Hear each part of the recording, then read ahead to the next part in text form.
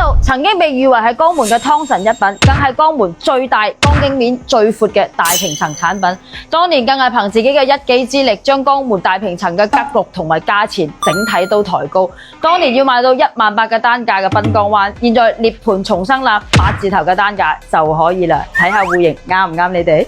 提起濱江灣，我相信江門人都知道，早期因為大環境嘅影響，確實係停工過。但係現在喺政府牽頭統籌之下，整個樓盤已經係復工交付。樓盤入邊嘅小面積產品，除咗2套低樓層之外，亦都已經全部售罄啦。呢一棟亦都係最後一棟嘅346方江景大平層，25米嘅 L 型陽台，加上270度嘅江景面，我敢講整個江門嘅江景房都冇咁大嘅視覺效果。無論你係早中午晚嘅話，都有唔同嘅景觀。你睇下呢一個視覺面，呢個戶型主要賣嘅就係景觀啦。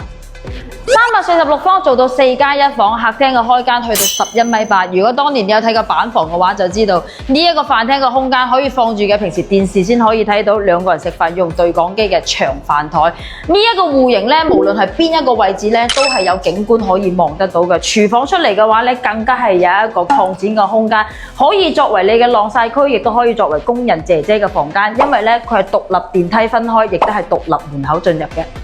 呢個56平方嘅主人房空間就足夠襯呢一間大平層啦。先睇下呢一個景觀，同樣都係無遮擋嘅江景面，夠晒闊落，並且係冇飄窗嘅位置空間，亦都夠晒大。呢一度亦都可以做到一個整排嘅衣帽間空間。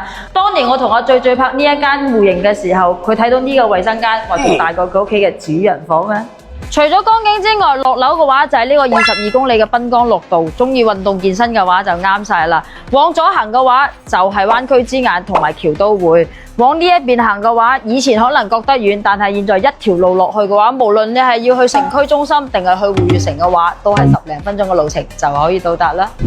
其實之前拍二手嘅時候咧，都嚟過濱江灣呢個小區好多次噶啦。但係就算係負面不斷，只要係帶江景嘅二手房咧，基本上都係馬上就秒殺噶啦。我一直都覺得咧，佢個小區園林其實係幾舒服嘅，混合式嘅佈局，樓距又闊啦，再加上你睇下依家水景咧，亦都係重新復活噶啦。咁呢一個產品咧，當年要18000嘅單價先可以入到手，並且係要驗資嘅。咁現在重新激活翻嘅話，8字頭嘅單價就可以上車啦。咁你會唔會為咗呢個江景面而為佢去埋單呢？有興趣嘅話喺我評論區打346，我將所有資料打包晒發俾你哋啊！